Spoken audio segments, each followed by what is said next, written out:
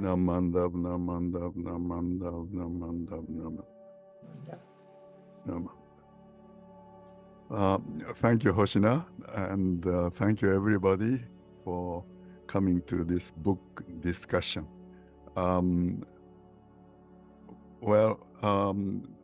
Hoshina just explained that how we got together and compiled this book, The Path to the Pure Land. I owe Hoshina a lot.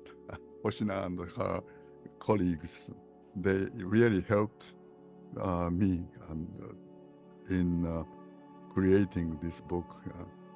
You see, I think I retired from my job in 2009, and I began to translate Saiho Shinansho into English, but I found that I should first understand it correctly, and so I began to translate it into Japanese. So this is the Japanese version, which came out in 2016.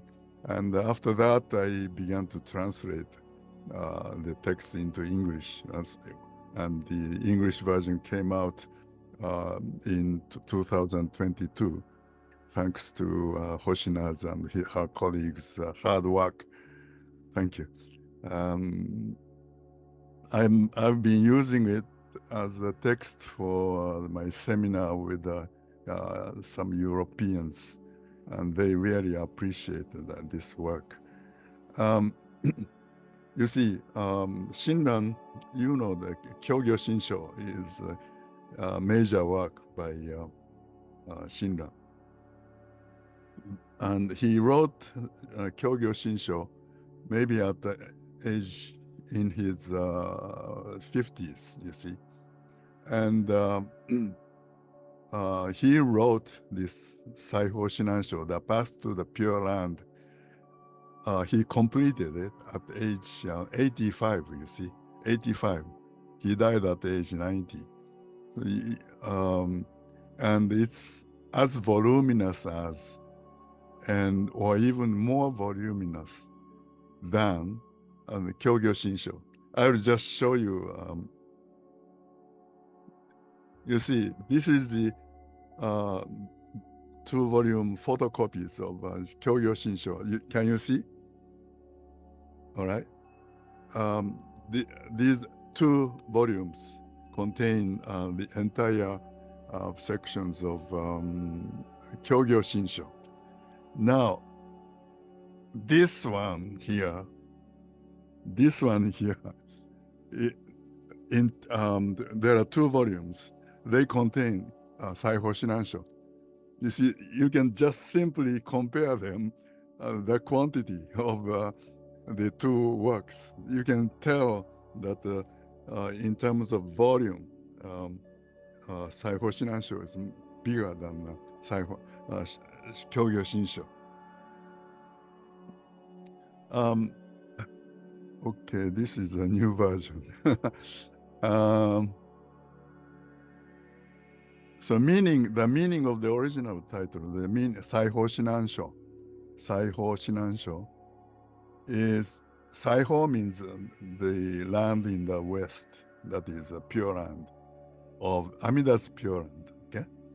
And Shinan means to give guides, instruction, Shinan, like Kendo Shinan, Japanese dance Shinan, and Shinan is guidance. Sho is a collection of documents. So it means a collection of documents revealing the path to the world in the West. I'm sure that Shinran named this work himself this way. Because from the entire work of this Saiho Shinansho, you can feel that Shinran's heartfelt, very sincere sense of gratitude to Honen. And this is his expression of his gratitude for his indebtedness to Honen. And So the contents are mostly records of Honen's words and deeds through which Shinran expressed his deep respect and profound gratitude to his teacher, Honen. You see, I'm sure that there are many original documents here and there, and he collected them. Some scholars say that he went back to Kyoto from Kanto at the age 60 or so to collect materials for writing the Saiho Shinansho. This is one view. So he completed this work at age 85. It is as voluminous as, or even more voluminous than the Kyogyo Shinsho, as I showed you. So how this work is composed. It consists of 3 volumes. In Japanese terms, it's 3 scrolls, you see, scrolls. And so volume 1 consists of Honen's Dharma lectures about the doctrine of his new Buddhist school, Jodoshu. In fact, around 1195, he was asked by one of his disciples to give a series of talk for the series of Buddhist services that lasted for 50 days. And once every 7 days, he was asked to give. And so he gave 6 lectures. And the last one was given to somebody else. So in those lectures, he explains, basically he explains the basic doctrine of his new Buddhist school called Jodoshu. He was the target of severe criticisms for willfully starting a new sect, in spite of the fact that there had been already 9 established schools recognized by the imperial government. And so he felt that he had to assert independence of his new sect, and also assert the what should I say, correctness, rightness of starting this sect. As a whole, he says that the other Buddhist schools are all excellent, but they don't suit the needs of the time and the needs of the people. And at the time of the last day Dharma, when the Buddha's Dharma had declined, the people were not capable of learning and also practicing the established Buddhist schools. So only the Buddha's, Amida Buddha's primal vow prevails, and only that people of this last day Dharma can practice and participate and be saved. This is his statement in the volume 1. In volume 2, there are many different sections, but the main ones are episodes indicating Honen's bodhisattva-like virtues. There are some stories miraculous, things that are not likely to happen to everybody in daily life. You see, Honen was able to see the Buddhas, Amida Buddha, um, Kannon and Seishi Bodhisattvas in front of him, and um, in spite of the fact that he had told his followers not to practice Buddhism in order to achieve that kind of ability, you see. But he was able to do it, and he had that capacity because he had already accumulated lots of virtues from long years of Nembutsu practice. But he discourages people from practicing even Nembutsu for accumulating virtues. Um, um, just say the Nembutsu and be saved by Amida. You know this phrase, a very famous phrase in the Tanisho. That is his ultimate statement of Honen. Just say the Nembutsu and be saved by Amida.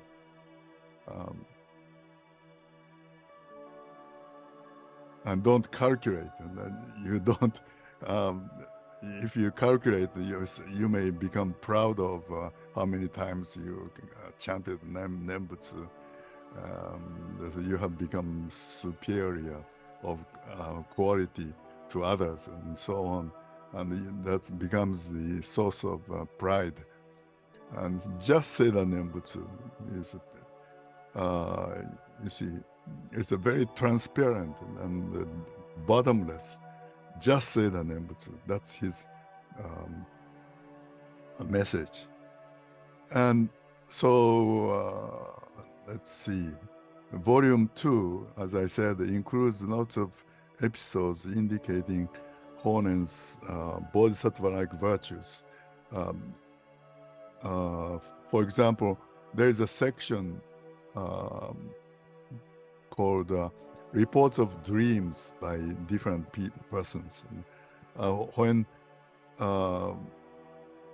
Honen was dying, or just after Honen died, lots of people had a dream in which Honen appeared and told them that he is going to attain birth in the Pure Land, and please come and see me off. Lots of people saw this kind of dreams. And there's one dream that really shows his bodhisattva-like virtue.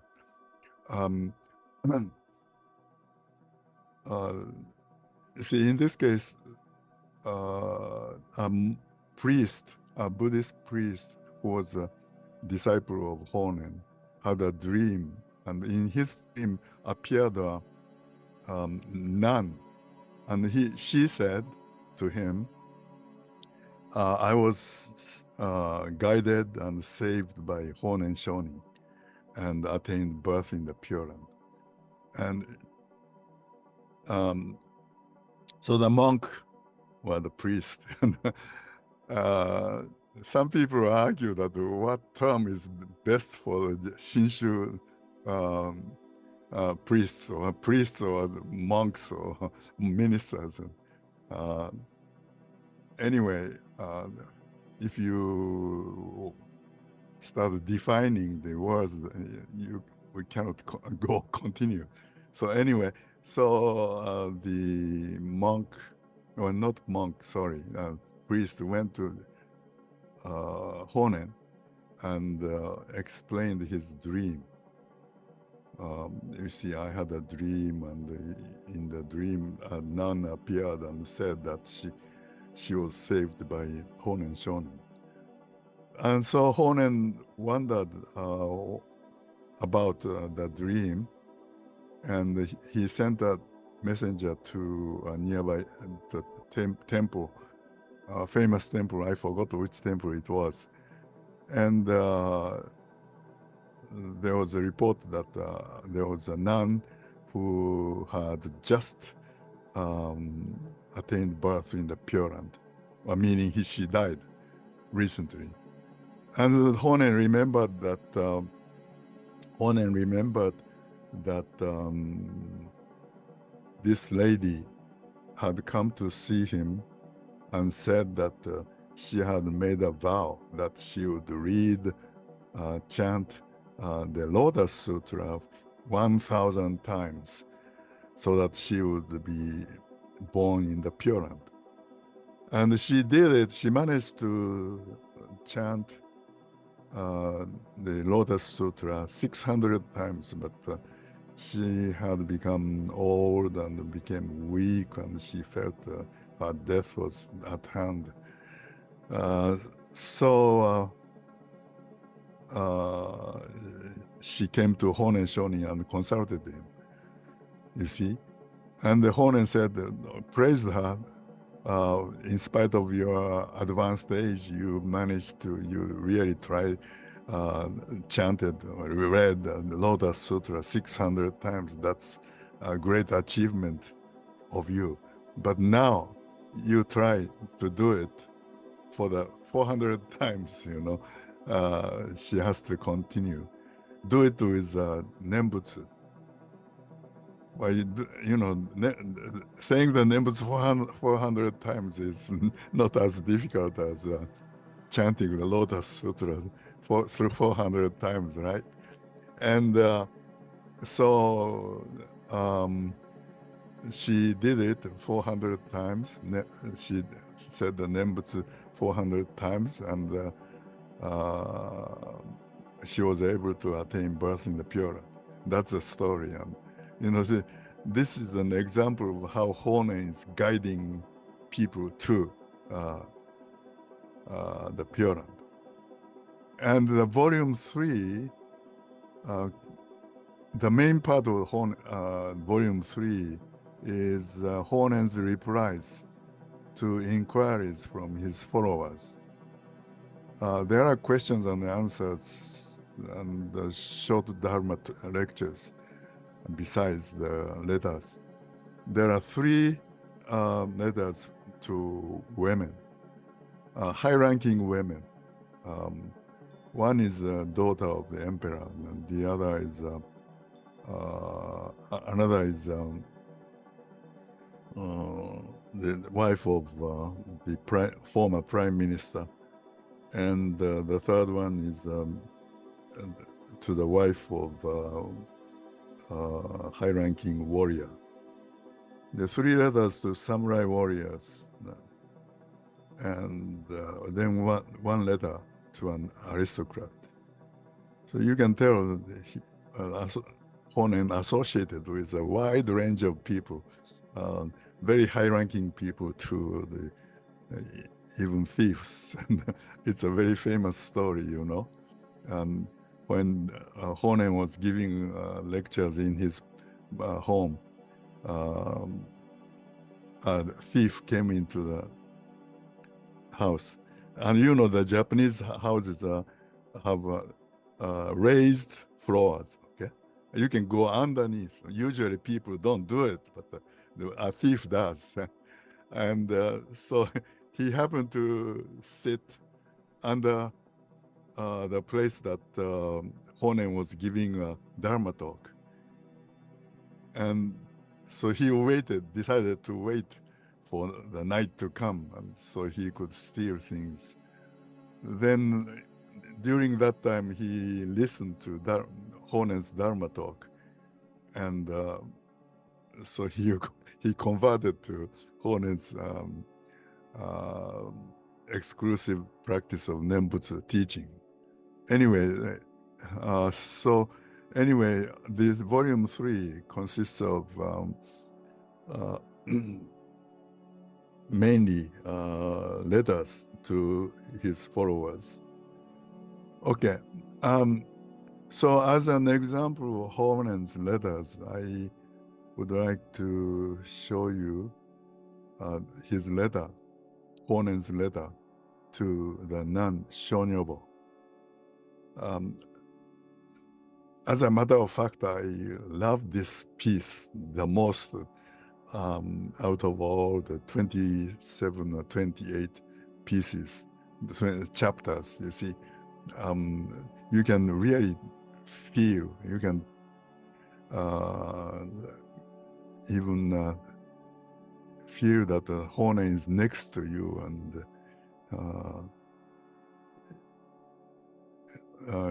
giving you teaching by himself, especially for you. So the story is, you see, this Shonyobo, when I was translating it for the first time, I thought it was a man, but it's a nun. And she's identified with famous poet, Waka poet, who left about 300 or 400 Waka poems in anthologies. But toward the end of her life, she became a nun, probably under the guidance of Honen.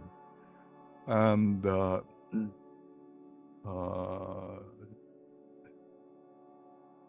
so it seems that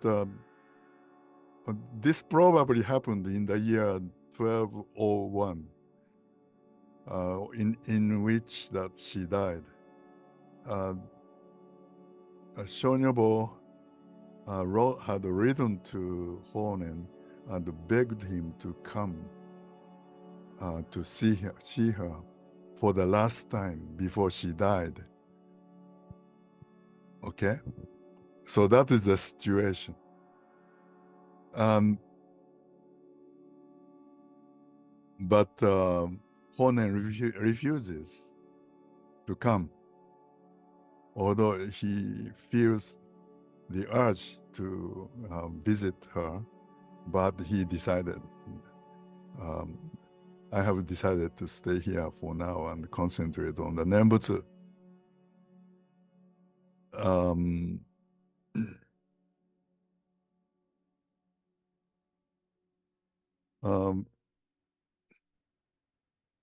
You see, in Tannisho chapter 4, I think, there is a sentence that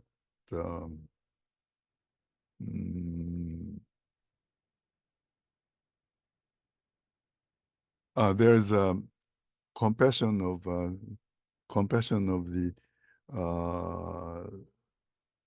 path of sages and the compassion of path of the Pure Land, right? And the path of the compassion of the path of the Pure Land tries to save others, but cannot do it as much as the person wants to. But in case of the compassion of the Pure Land, you first try to attain birth in the Pure Land, and then save others or help others as much as you desire. Well, I think am I correct? Something like that, you see, that Tanisho chapter 4. And it's quite intriguing. It's a puzzling statement, right? And when people are in trouble, you can stay away and say just Nembutsu. This is not what Shinran is saying. But you can tell here the meaning of that chapter. You see, Hone was asked to visit her because she is dying, but he refuses. Although my heart urges me to visit you immediately in response to your request, I have decided to stay here for now and concentrate on the Nembutsu. Okay? And so he really tries to guide her mind to concentrate on Amida's primal vow and Nembutsu. See, as I quoted earlier, just say the Nembutsu and be saved by Amida. That's mentioned in different expressions. Please think of the meaning of the primal vow deeply and hold no doubt that however heavily karma bound you may be, you will be born in the Pure Land upon one utterance of Nam Amida Butsu, thanks to the working of the Buddha's primal vow. Please remember this and single-mindedly say the Nembutsu. That is why the Contemplation Sutra describes the attainment of birth of an extremely evil person who had never said the Nembutsu even once in his lifetime, nor accumulated any roots of good, and who had committed such offenses as killing living beings and stealing things morning and evening for years without repenting what he had done.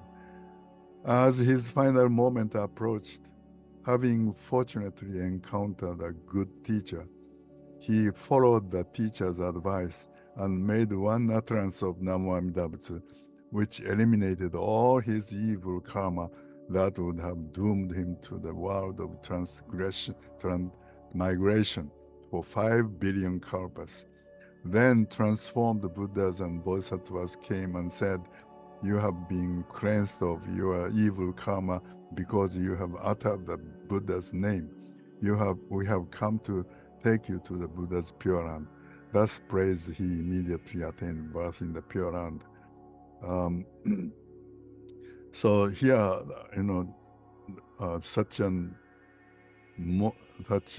evil person, the evil of the most evil kind of person, can attain birth in the Pure Land, even by saying even once, when a good teacher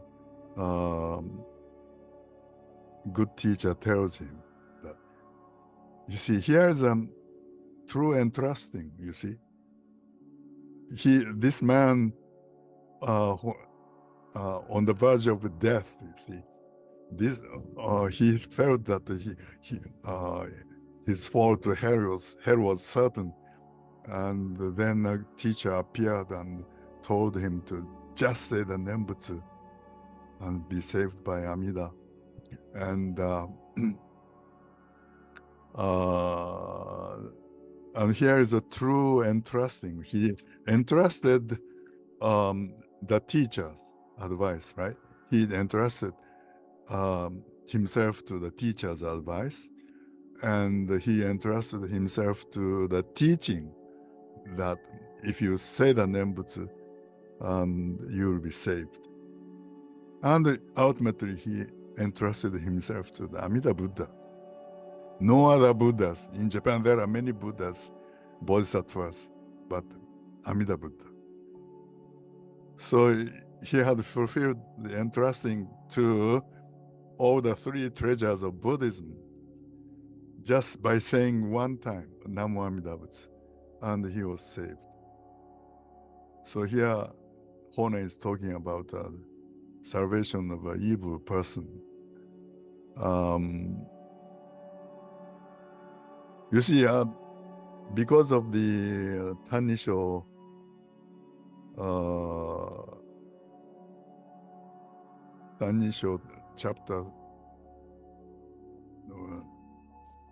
chapter 3, many people think that all evil persons are saved by saying Namo Amida Butsu.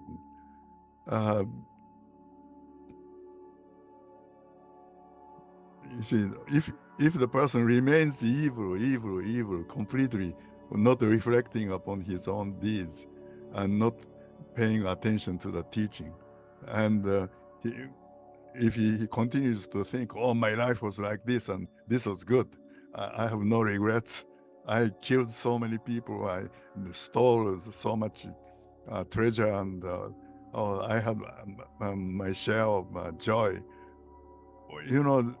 So like that till the moment of death, he accepts and approves his own evil deeds. Then even the Buddha cannot help save him. You see, there's there must be a moment of entrusting oneself to an Amida Buddha, and a moment of reflection that uh, about his evil deed. Only then the turning around of evil into good takes place.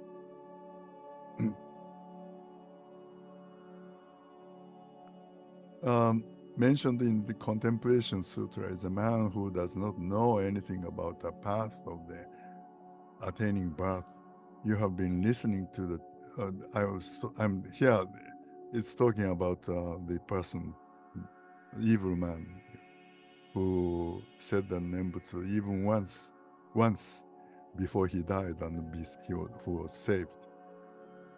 Mentioned in the Contemplation Sutra is a man who does not know anything about the path of attaining birth. You have been listening to the teaching intensely and taken it to heart deeply. Thus, you have soundly accumulated the virtue of the Nembutsu. That means your birth has already been settled, even if a good teacher may not be present at your deathbed. You see, she's so stuck with the presence of a good teacher. That in this case, it's Honen, right? She felt that he must be her teacher Honen should be there in order for her to be attain birth in the Pure Land. That's why she had begged him to come, but he said, "It's not the teacher. It's not the fulfillment of the emotions, personal emotions, that would save her. It's her own entrusting to the primal vow and saying the Nembutsu that would eventually, ultimately save her and help her attain Pure Land. Living in this world of dream or illusion, it is natural that you hope we meet one more time, but please totally abandon this kind of thought and aspire even more strongly for birth. This is what I mean. I read this again. Living in this world of dream or illusion, it is natural that you hope we meet one more time. But please totally abandon this kind of thought and aspire even more strongly for birth. So he's telling her what is the most important thing at this critical time. Even the evil person who has committed the 5 grave offenses and the 10 transgressions can attain birth by saying the names only 10 times or even 1 time. Then what kind of offenses and how many of them have you committed? Perhaps some, but I am sure they are not worth mentioning and cannot compare with offenses committed by the evil man mentioned in the Contemplation Sutra. Honen is talking about the evil man who had committed all sorts of evil deeds during or throughout his life, and at the last moment he accepts the good teacher's advice and says Namo Amida Butsu 10 times or even 1 time. And in her case, she had encountered the teaching much earlier and said the Nembutsu in daily life, and she tried to avoid committing evil deeds. And she had, my most important thing is she had entrusted herself to the primal vow and said the Nembutsu all through her life. That's the most important part. So her birth in the Pure Land is all settled. That's what Honen wants to say. since you entered the path of the exclusive practice of Nembutsu many years ago, you have unswervingly entrusted yourself to the primal vow. There is no reason whatever for you to doubt your birth. Shandao said, as for practitioners of the exclusive practice of Nembutsu, 100 out of 100, 10 out of 10 attain birth. It is unthinkable that you alone would be excluded. If that should ever happen, you might castigate Shandao and blame the Buddha for telling a lie. Your mind must never surrender to weakness. So, when I try to summarize this, but I think I have explained enough. Honen guides Shonyabo to rely on the Buddha's primal vow, not on human emotions or human relationships. That's a form of blind passions, right? A person who has lived with Nembutsu in daily life does not have to worry about Amida's salvation. This is what Honen wanted to convey. Any questions? Frederick? Yes, thank you. Oh gosh, a lot of things.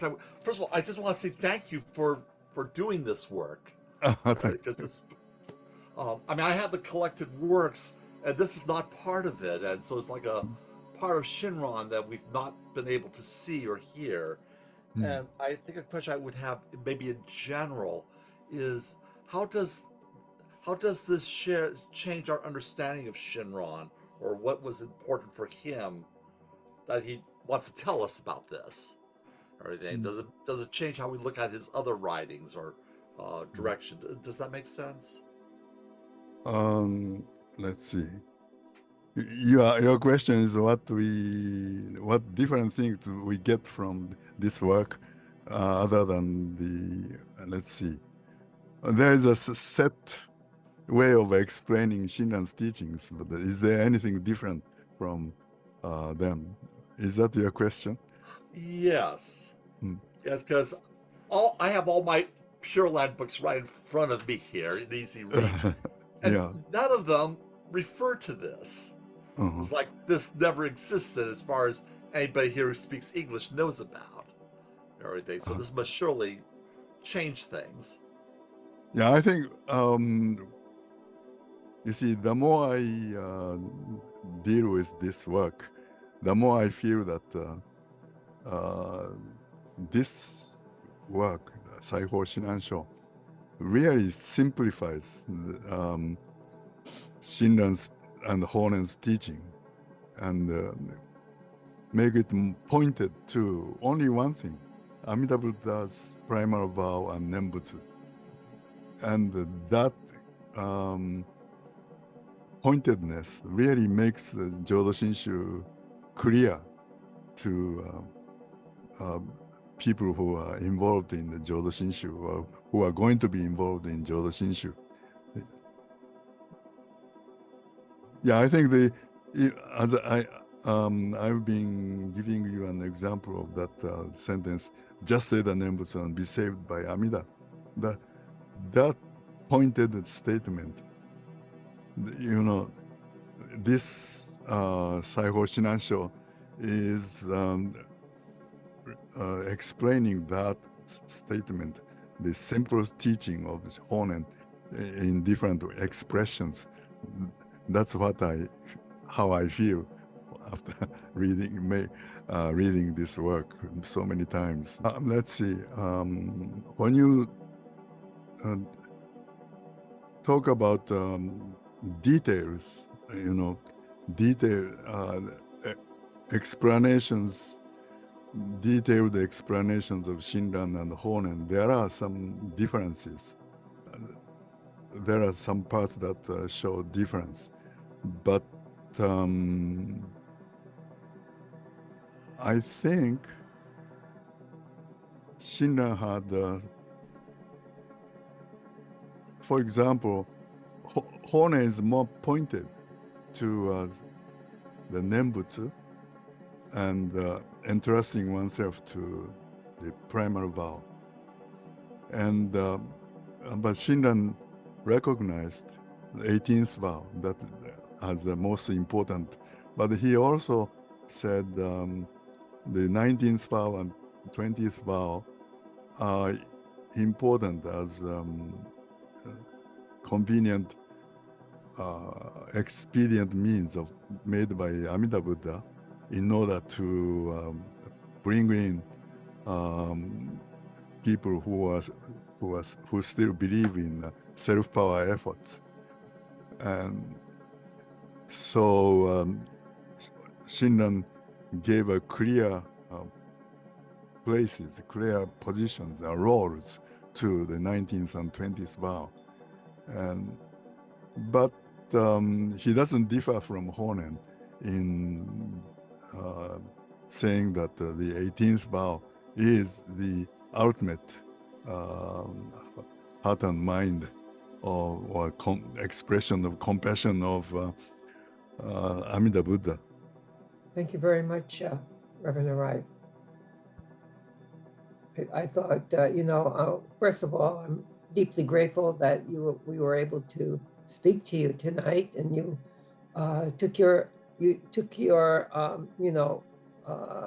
wrote the handout notes to explain and express one of the most important works within the Path to the Pure Land, Honen's response to that nun.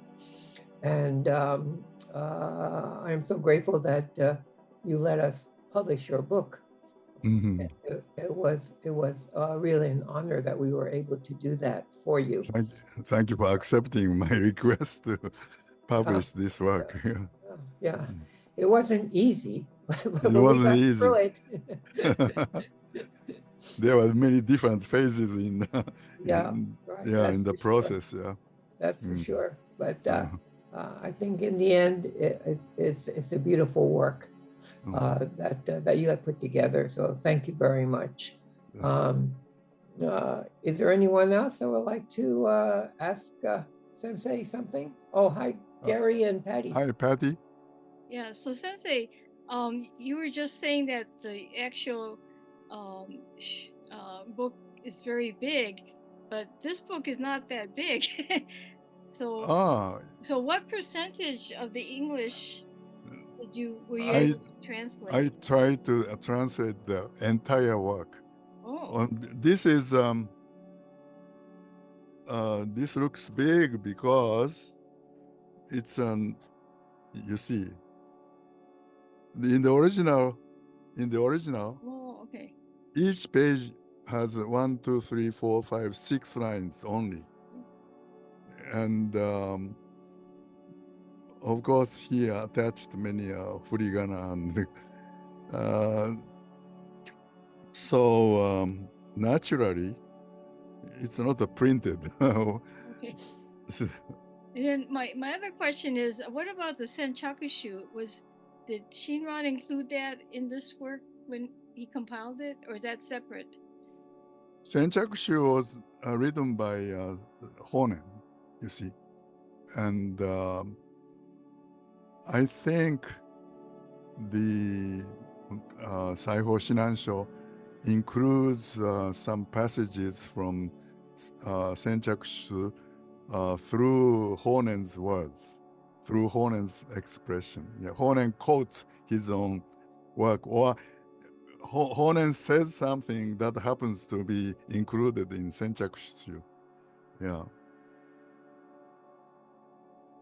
Yeah, thank you. It's really nicely written, and your notes, explaining things are just really concise and nice. So I think it's a great work to study, help people study Joro Shinshu too, I think. Thank you. Gary? Gary? Go ahead.